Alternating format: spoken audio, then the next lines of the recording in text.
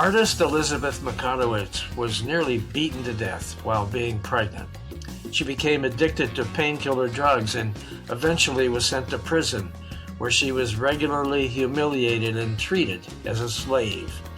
Now she's launched an environmentally friendly clothing brand while working to expose corruption and cruelty in America's prison system. Stay with us.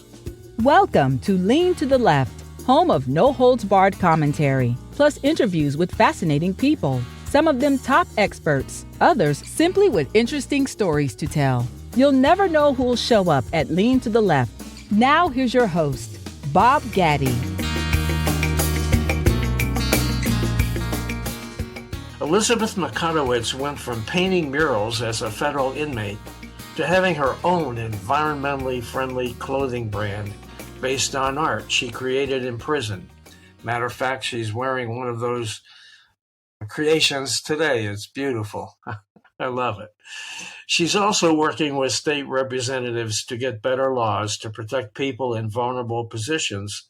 Some, she says, have passed, and she's got some news about that today. So, Elizabeth, welcome to Lean to the Left. Appreciate it, and really looking forward to the conversation. Thank you for having me. You're welcome. I haven't had too many jailbirds on my show, and those who I have had, you're far cuter, which is good. Okay, tell us a little bit about your background, Elizabeth, and what took you to where you ended up. Okay. I was adopted at birth, and I had a really great family growing up. There was a lot of love and a lot of support. I was never exposed to violence, cruelty, drugs, or any type of abuse like that. I did struggle with some mental health issues in my teen years, and I kept getting misdiagnosed. And so I would be given psych med, and it would put me in psychosis. And this continued for about 20 years. It was until recently this year I realized I'm not bipolar. I don't even fit the DSM-5 for bipolar disorder. I'm high functioning autistic, and I have sensory issues. The autism spectrum is so wide for high functioning autism. It really spreads into all these other diagnoses, which fit me a lot better, and medication never worked for me. But it was in my late teens, early 20s, I got into a really abusive relationship, and he assaulted me, and you could see my skull when it happened. It was right above my eye. And yeah, they had to sew the muscle back together, then the skin, and I literally couldn't lift this eyebrow for close to a year. They told me I was going to have to get plastic surgery to get it fixed. Luckily, it worked itself out, though. Unfortunately, because of that injury, I started getting seizures. And so I had toddlers running around. My daughter was a toddler. I found out I was pregnant that day, and the doctors gave me opioids. And when I tried to refuse because I found out I was pregnant, they threatened me with Child Protective Services. And they told me I was on too small of a dose to get addicted. And I was on state insurance now. I wasn't on my parents' private insurance. And I noticed they treated me a lot different now that I was on state insurance. I was in the poor class now. Oh, wow. And the beatings got worse. I got strangled to the point where he damaged my windpipe, where it would collapse in on itself up to a year after he was gone because the damage was so bad. And you're 600 times more likely to be killed by a partner if they actually strangle you. And when I went to the battered women's shelter in Bangor called Spruce Run, they're known as Partners for Peace now. They turned me away with 2 beds open. They said after talking with police and looking at my hospital records, my injuries were way too extensive, and it put the other women in the shelter in danger. And this is a problem with victim-based shelters. A friend of mine in jail tried to get in the sex trafficking shelter because she was trying to get away from her pimp. She ended up in jail. They told her the only way she could get in is if she told on her pimp to police. And she's like, I'm not doing that. He knows where my children live. He knows where, everybody I care about lives. He has all of my IDs. He has all of my ways I make money. He holds all of my, this is what these traffickers do. So, like, it's not safe for these women to tell on them, and for shelters to turn away these victims because you're not getting something from them. That's not what this should be about. You're getting tax money and you're getting government funds and everything else to help these victims.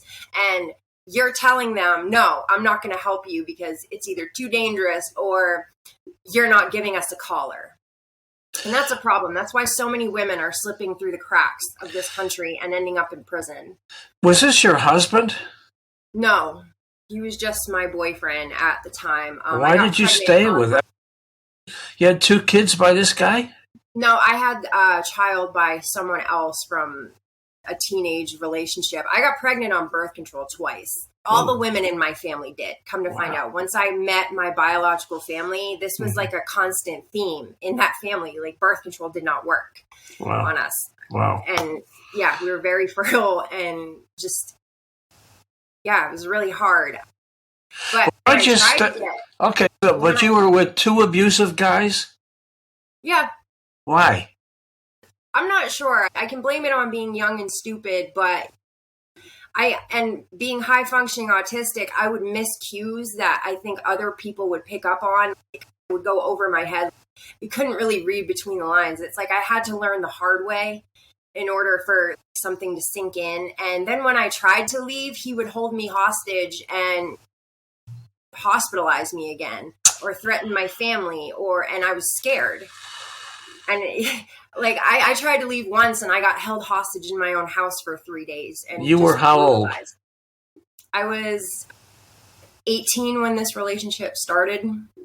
I'm 36 now, so I'm a lot older and I'm a lot wiser, and I know how to set boundaries now. But I didn't know how to set boundaries back then, and I didn't want to be a single mom with 2 kids, and I was like trying to fix something that was unfixable. And I think a lot of women, can relate where they don't know how to get out. And he kept taking all my money.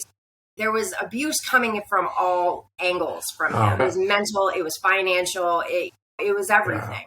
So you were basically trapped. Yeah. Yeah. And that's when I tried to go to the battered women's shelter for help finally, they turned me away. Yeah, they I turned understand. me away with 2 beds open. Oh man!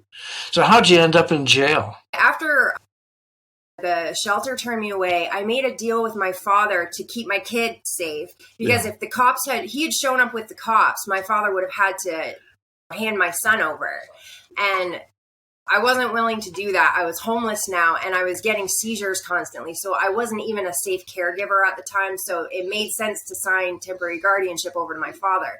But when I did that, I lost all of my insurance. So I could no longer get properly medicated. I couldn't go to therapy. I was self-medicating on the street now and still running from him. And drug dealers protected me. They gave me places to hide.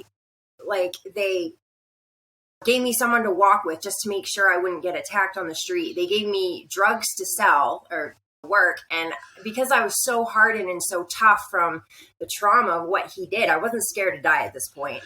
And I wasn't backing down to anybody.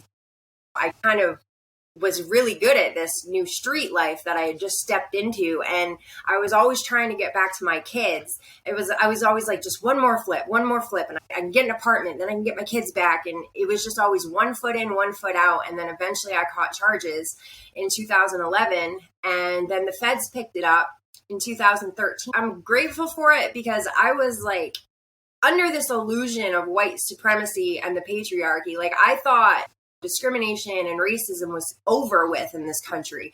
And then I go to prison and it's like my eyes were opened to the most horrible things that were still going on. Like, for instance, I met a handful of women that had been sterilized against their will in prison. And this was before Trump filled up the ICE camps with refugee women, and everyone was hearing about how refugee women were getting sterilized against their will. They were doing this to American women. And at one point, after like I met the 3rd or 4th girl that had this happen to, I realized none of those women were white. And now all of a sudden, with overturning of Roe v. Wade, it's a great day for white lives everywhere. And it's like, I can see what's happening. It's terrible. they're literally committing genocide. You were sent to prison because you were convicted of selling drugs? Yep. Okay, so you were selling what? Everything. Everything I could, whatever street was around. Street drugs. We're not talking about opioids now. Right.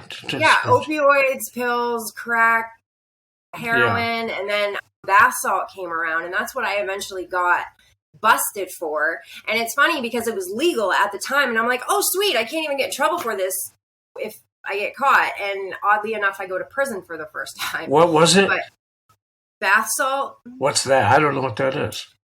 It's 2 components off crystal meth. Basically, it started coming over here from China, just like all the fentanyl did. Yeah. And this was right after. See, I remember the timeline because I remember the year before we had just gotten in debt with China, like $7 billion or something like that. Mm-hmm. And then all of a sudden, all of these street drugs changed, and they were all coming from China. And I noticed it because I was a drug dealer, and I noticed the market, obviously. So, it was bath salt, and they were bringing over like different strands of Molly. All these chemists have to do is change the drug, 2 components, and it's a whole new drug, and it won't show up on the cop street test. Okay. So, it's pretty bad. So I don't know what the correlation between China and this whole thing is, but it's strange. And they came in through the back door in rural communities, just like Big Pharma did with the opiates. Okay, so the bottom line is you got caught selling this stuff. They sent you to prison. First, you went to a state jail. Yep, and actually I stayed in state jail for 16 months just waiting to get sentenced. And my first week at Somerset County, I witnessed an entire pod of women get stripped because they signed up for a razor, and a male sergeant wanted a list of who shaved their vaginas and who didn't. This is just the PG-13 stuff that goes on in there. I want everybody to imagine your wife or your daughter being stripped naked so a male sergeant can see what her grooming preferences are. Like, this is abuse. It's disgusting, and it shouldn't happen. And that man is still working there, collecting a pension. And they had cameras inside some of the SMU cells where they'd have women strip, and they'd have men watching on the cameras. And they did this to me, and it triggered my trauma from what my ex used to do. And I went into full-blown psychosis. And I had a female sergeant telling me to kill myself while I was in this mental state. And they lied to the feds trying to get me more time. If they don't like you, they will make your life hell. And they come in and do petty stuff like rip up pictures of people's kids and try to get reactions out of them just so they could use violence on inmates. You can refuse. I know lots of women are saying, I wouldn't strip in front of a camera. Well, that's your choice. You're going to be met with 15 armed guards, all suited up in SWAT gear with electric shock shields, gas, mace, batons, and you will be met with extreme violence. So that's your choice. If you want to stand tall and be like, I'm not stripping for these men or whatever, you're going to be met with extreme violence, and they will get away with it. When you say met with extreme violence, you mean beat the shit out of? Yep, they'll throw gas in your cell, and it's chemically designed to take the oxygen out of your throat so you can't breathe.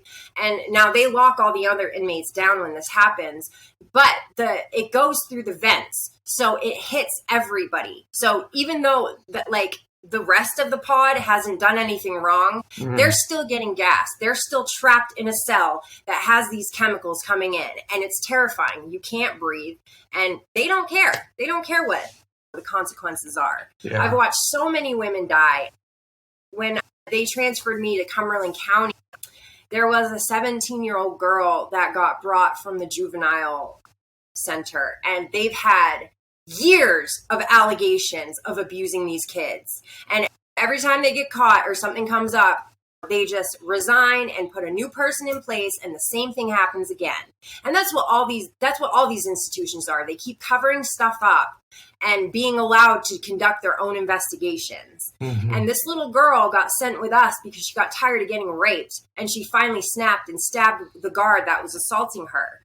So they brought her with the adults. They told her she was going back for her last 2 weeks. She had done 18 months. 2 weeks is a nap.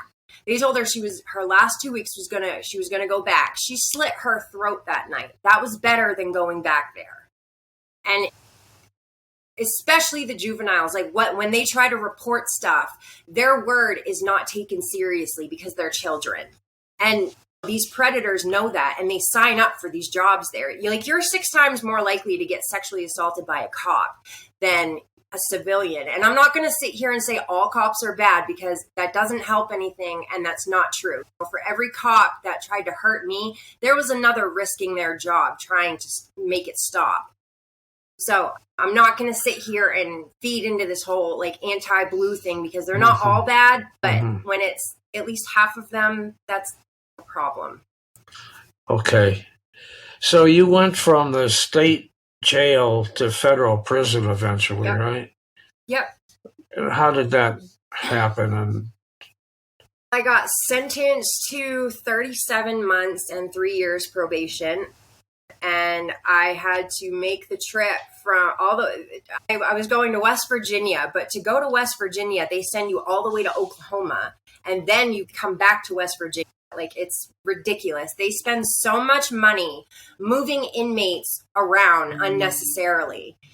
And it costs $400 for an inmate to be moved from Penobscot County Jail to the courthouse. The courthouse is a block away, and it's $400.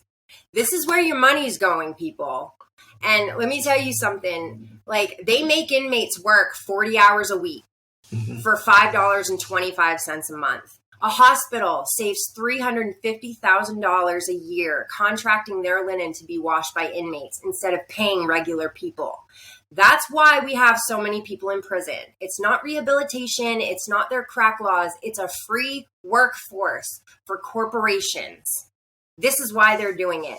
This is why they're criminalizing homelessness. We went from 3 empty houses for every homeless person to 29 empty houses for every homeless person over the pandemic. And now they're fining people for feeding the homeless. They are forcing people to break the law and go to jail. And then they're going to use them as free workers, because they don't even want to pay us minimum wage. They want a free workforce from us. And I've heard so many people say, oh, you get free meals and free healthcare in jail. I've watched so many people die in jail from very treatable things, and they just don't want to pay for an inmate's healthcare. I watched a girl go into labor, and the only reason they took her to the hospital is because we threatened to riot. And then they told her if it was a false alarm that they were going to put her in solitary. This is what America is now. And it's terrible. We had inmates moving dead COVID bodies for pennies a day. We had inmates fighting wildfires, risking their lives for pennies a day. Fighting wildfires? Yeah, in California. They had the inmates fighting wildfires in California. There's a show on TV right now about that. Yeah. Yeah. And you know what? That's fine, but pay them. They could save up a little chunk of money and get out and be okay and have an apartment and be all set up, but they don't pay them fairly. And then you can buy stuff off commissary. A package of ramen noodles that costs 30 cents out here costs $1.80 in there. So they're making that money again. They're jacking everything up 10 times the price in there and charging inmates. Where are the inmates supposed to get the money to pay for all this overpriced stuff? Exactly. So what do they do? People send you money, but a lot of people don't have that. So they find little side hustles in there. What? I painted cups, people's coffee cups in there, and I coat it with floor wax so it wouldn't wash off. And I do portraits, and people come up with creative stuff. One girl had a sewing business where she would hem people's uniforms for them. Right. Other people would do laundry. People had all kinds of little hustles in there. Okay. But you're getting paid by other inmates who don't have any money. Some people have money. Oh, okay. Some people do. But I had my little, when I was hired to paint murals at Danbury, that was one of the highest paying jobs at the prison. I got paid $57 a month. Okay, so how was it? Let's get you to Danbury. How was it that you went from the state jail to Danbury? We'll get a response to that question as soon as we come back from this message.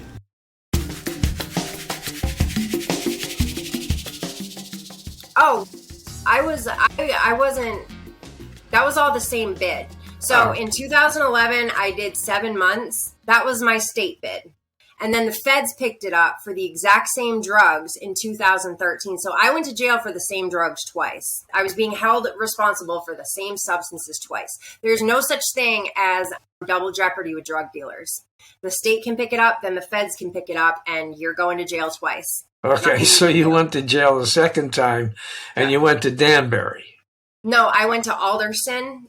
I went to Danbury when I messed up on probation. Oh. So I got out, and then I only made it 6 months. My trauma was so bad. It also didn't help that I had $1,300 worth of medications the prison had me on, and I had no way of paying for it. And these were all psych meds. So when you stop taking them, you basically kind of go crazy. And LePage was still in office then. And when I went to DHS, they told me, you have to get pregnant in order to get health care. And I'm Wait a minute. Who was still in office? Paul LePage. He was the governor of Maine. Oh, okay. Yeah, he's the guy that got on TV when I was in prison and said, black thugs from the hood come up to Maine and impregnate our white women and flood our streets with drugs.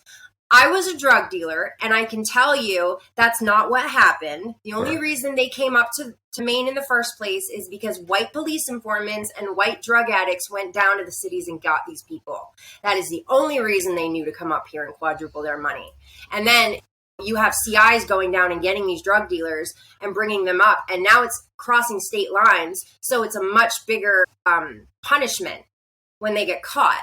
Okay. And it's systemic racism, and it's entrapment, basically. You're setting these people up to go to jail for a much, What'd you do to violate your parole? I kept smoking weed because I had a panic attack every time I left my house, and I just could not take it. So you got caught smoking weed, and they sent you back to jail for that. Yep, and it's funny because if I was on state probation, I would have been allowed to smoke weed because it was legal in Maine. But the feds are still locking people up for marijuana, and they would have to rewrite their entire sentencing system, because what they do is they take a drug, say you get caught with a gram of cocaine, they convert that into marijuana. So 1 gram of cocaine equals 200 grams of marijuana, and that's ridiculous because you can't compare these two substances. Weed is not going to cause the harm that cocaine does in any capacity, and they're just making money off of locking people up, basically. Okay, so you had 2 kids. And you were sent to federal prison, right? Yep. Your dad took care of your kids, or what? Yeah, he adopted them just passed down that generational trauma onto my kids, unfortunately. Yeah, he adopted them and this is kept them safe. This is the father that had adopted you? Yep. He's a really good man. Yeah, he is. He's a great guy. Yeah. Yeah. Okay. So you're in federal prison, you're in Danbury, and you decide to start painting? Yeah.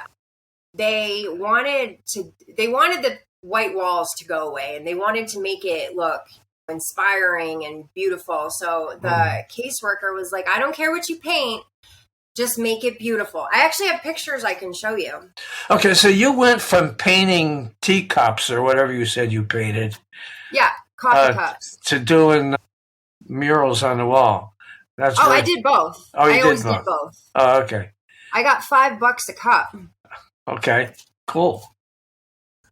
Yeah, nice. They were all blue, and then they had quotes in between. And it's funny because I was in prison when Obama was president, right? And then when I went back, Trump was now president. And let me tell you, the difference is it's like night and day. Like when Obama was president, everyone was getting their 2-point reduction, and everybody was going home.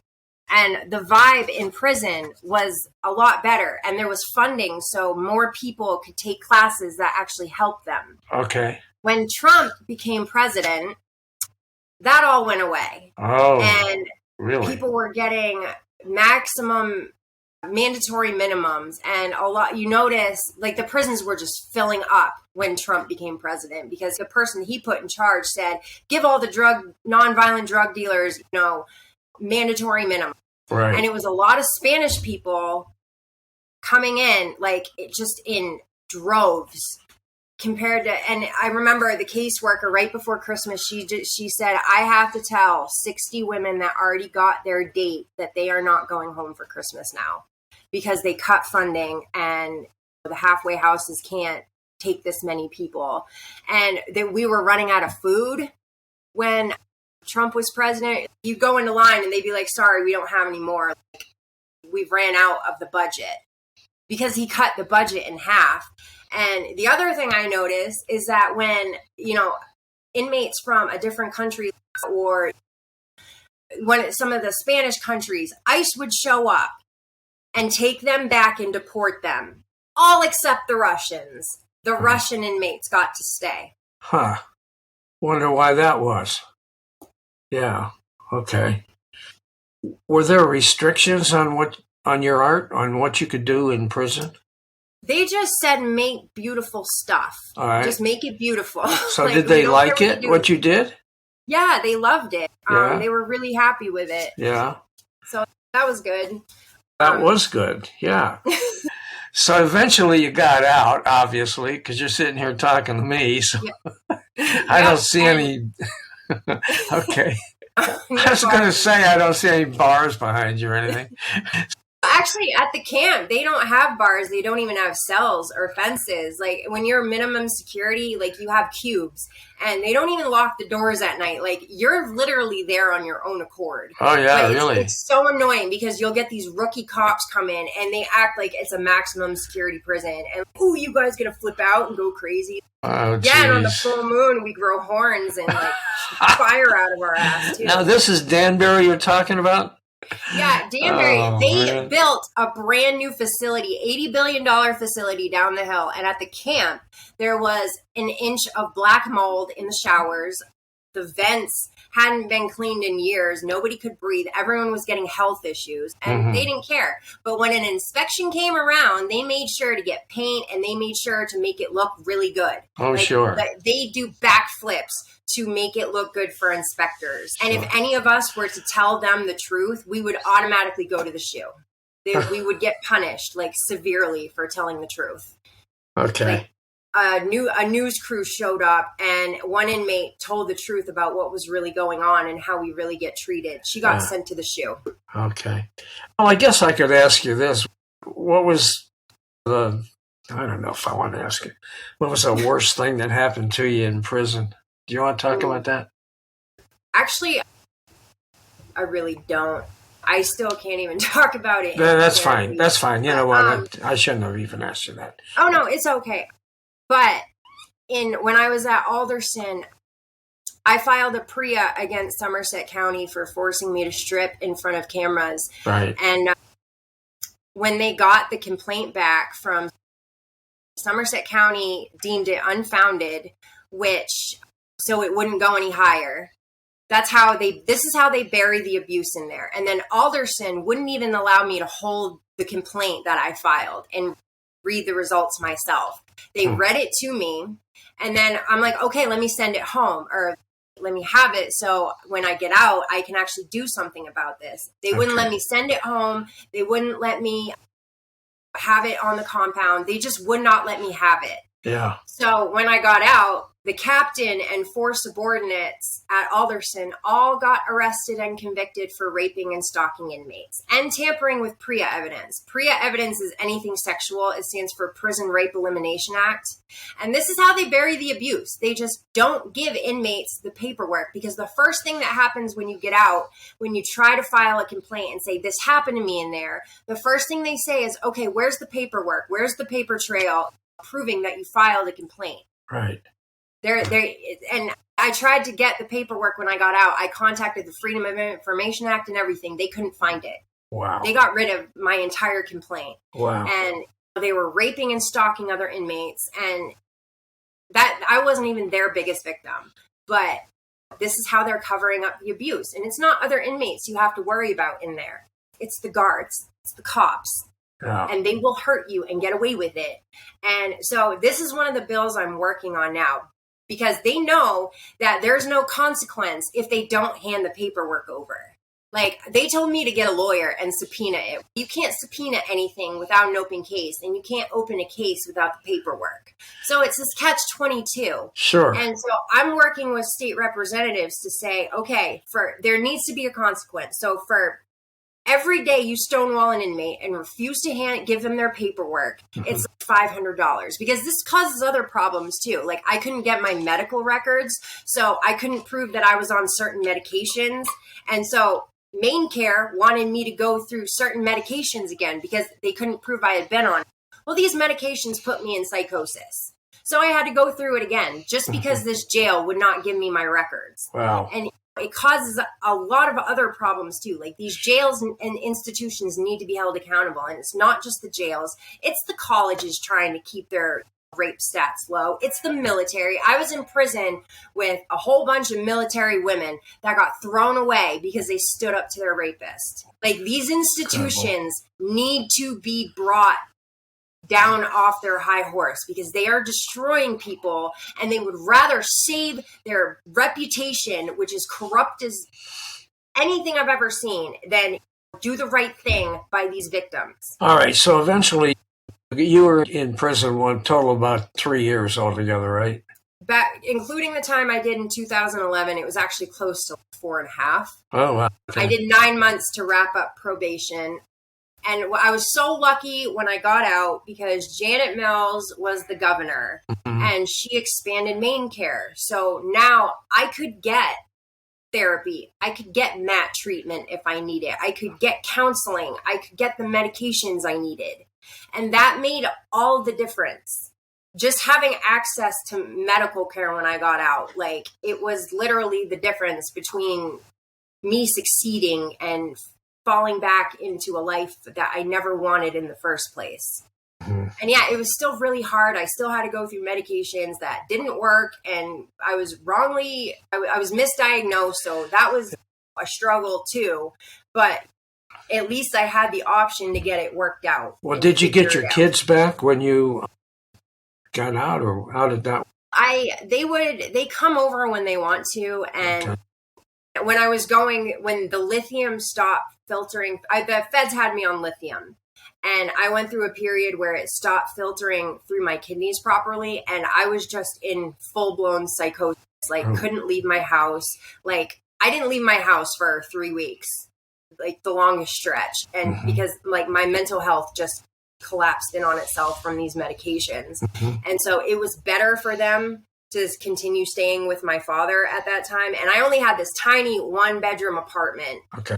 It wasn't big enough for them. Like, they live in a huge house with a yard and everything. Like, I'm not going to take them out of that, especially when I was in like a medicated psychosis. Sure. Like, they come over whenever they want to. Like, I pick them up from school, have them on the weekends. I'm still very much in their life. It's definitely not the way I wanted it to turn out. And sure. It sucks, but it could have been a lot worse, and I could have lost them to the state. I was in prison with women who didn't even know where their children were. Wow. Like, the state lost track of them, and they're sitting there doing years not knowing where their children are. And, I was so blessed on so many levels. Like, as hard as my situation was. Yeah. Elizabeth, how did your clothing line begin? Where did you get the confidence to do that? I found a company called Le Galeriste. They're from Montreal, Canada, and they turn artists' artwork into an environmentally friendly clothing brand. So, like, I painted this moon design. Okay. And yeah, I've got some here's one of my bags. And it comes in plus sizes too, so it's really inclusive. And I'm so happy the way they sized everything, because as women, we have skinniness shoved down our throats. And we're told we're only as valuable as we are skinny and pretty. And this brand, like when I got a small, and it was actually too big for me. Like you have a lot of brands that size their clothes way too small, and it feeds into body dysmorphia and mental health issues. And that is not something I ever want to contribute to. I've never struggled with eating disorders and body dysmorphia, but I've had other mental health issues that crippled me at some points, and I don't want to contribute to anything like that. So how did you get the idea to do clothes? It popped up on Facebook, and I was like, oh, I got to try that because I was trying to find a way to sell my art and actually make money off of it. That would be, because you spend 5 hours or 40, I spent 40 hours on one painting, and people don't want to spend more than $20 on a painting, especially if you're not a known artist. So I needed a way that would generate profit, and that was like wearable art, and it's environmentally friendly. You're not going to find clothes like this anywhere else. And I painted all this stuff on my healing journey, and I just want to inspire people and make them feel stunning and confident and beautiful. This is a pillowcase. That's beautiful. Thank you. Yeah. And nice. All this stuff is like super soft, and I have like placemats. Like this is a placemat. Okay. And I have shawls, I have dresses, I have pants, I have scarves, I have headbands. Wow. Like, this is a shawl. Okay, so how's this work with this company? You get a piece of the action, and how's that work? Yep. So I can buy wholesale, or people, I got a $10,000 grant. I was like, oh my God, I've never gotten this much money before legally. But I joined Voc Rehab, and they helped me get this business grant. So I got a collection, bought it in bulk. So I got it significantly cheaper than what's on the website. And I got a couple stores to carry it. But anybody can go on Elizabeth, whatever it is, the website, and go on my portal and order these clothes at any time. Or they can order it off of me, and I could probably give it to you cheaper. Actually. Okay, so your portal is what? Elizabeth what? It's http://legalleries.com/en/Elizabeth.Mikotowicz. Send that to me, and I'll put it up on the screen. Okay. Thank you. For those people who are watching and can see. For you guys that are just listening, you're SOL. You're just going to have to. All right. So let's see here. So people, you said it's in a couple of stores, huh?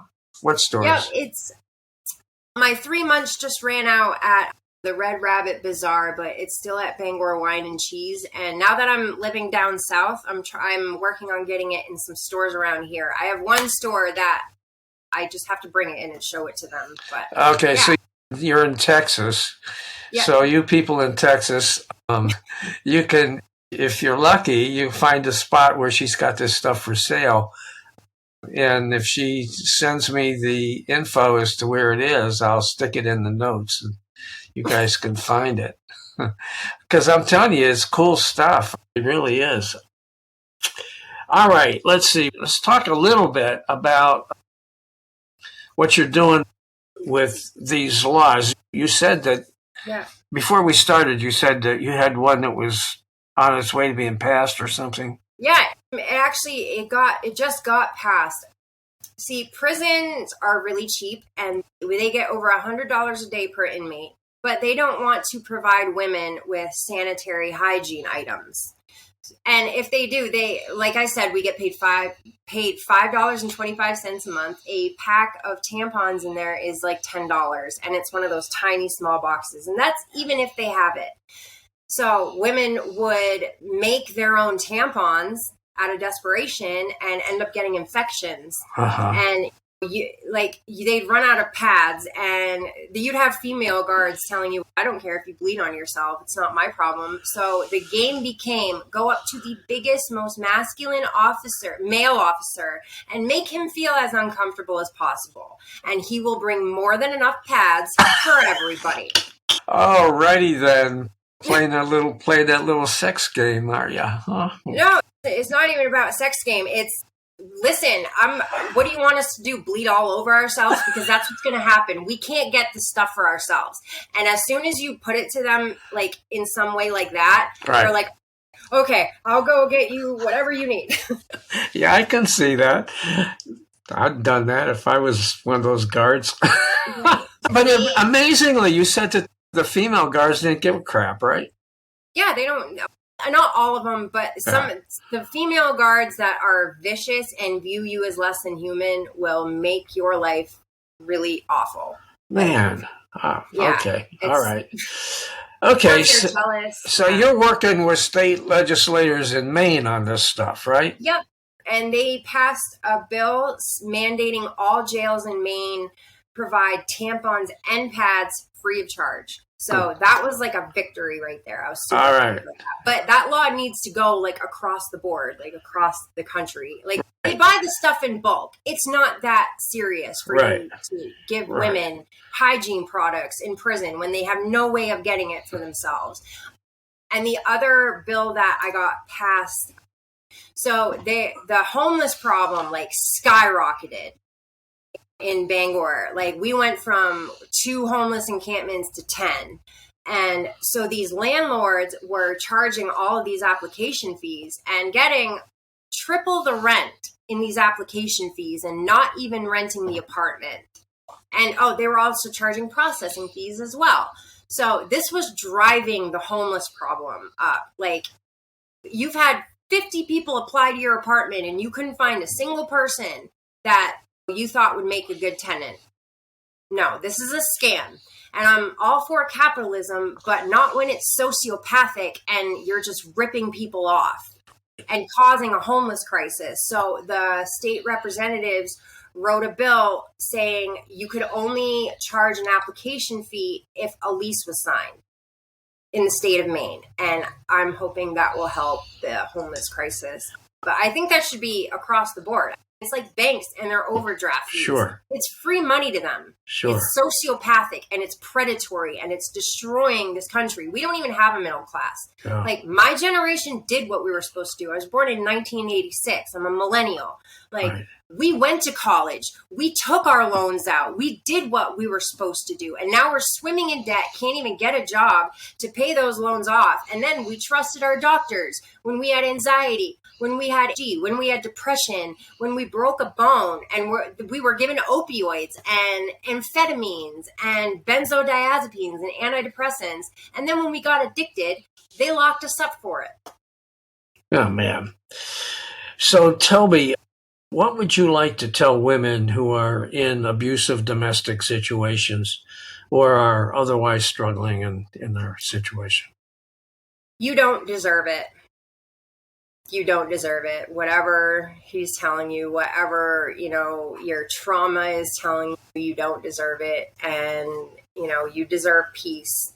For the longest time, like, I didn't realize that I was like addicted to my trauma. Like peace was agonizing to me. Like it was that waiting for something to hit the fan and pop off. And it was that chaos felt more normal to me than peace did. So I was like subconsciously putting myself in more dangerous situations without realizing it because I was fulfilling, my own trauma and self-fulfilling prophecy type thing. I didn't know how to just sit and be okay with myself and feel safe and be like, okay, it's fine.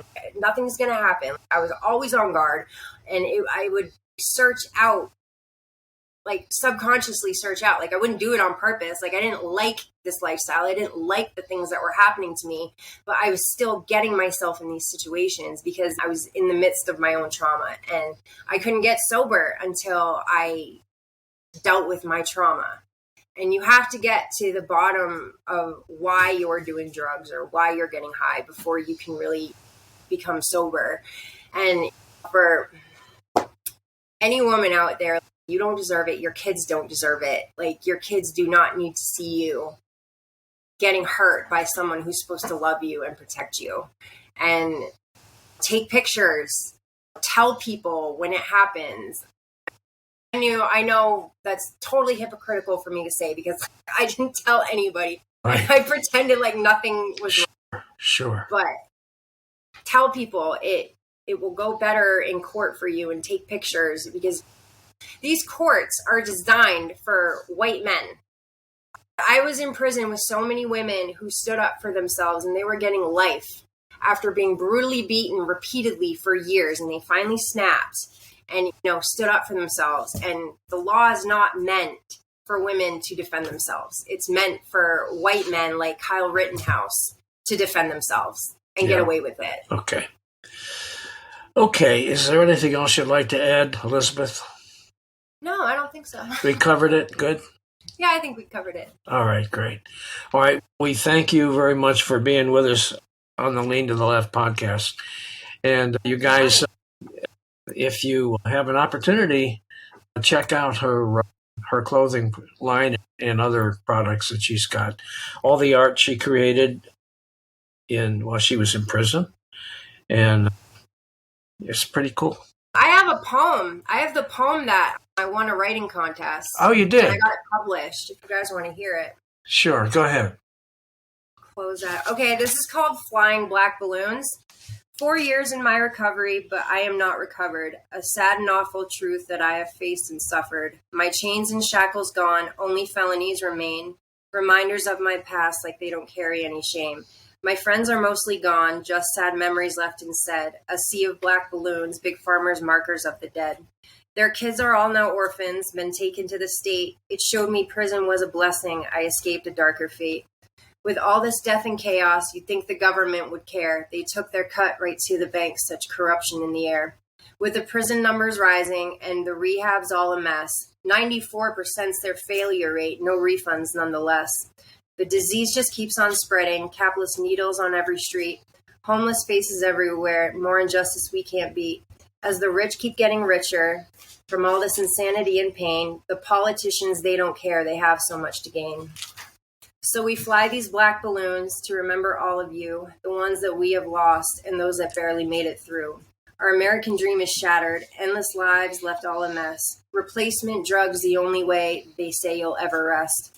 And who is tried for all these crimes? The addict nonetheless.